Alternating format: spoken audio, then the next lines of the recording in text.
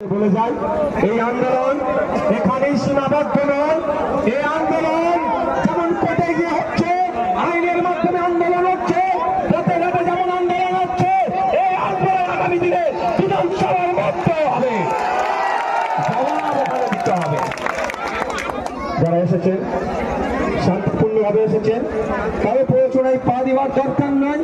আপনারা শান্তিপূর্ণভাবে এখান থেকে বিদায় নেন।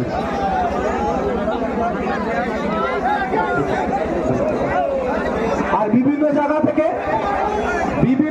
থেকে বিভিন্ন সংগঠন 22 তারিখে কোর্টের ডেট আছে, ওখানে কি হচ্ছে সেটার প্রতি যেমন আমরা নজর রেখেছি, পশ্চিম বাংলার শুভবুদ্ধি সম্পন্ন মানুষেরা সেরাও নজর রাখছে।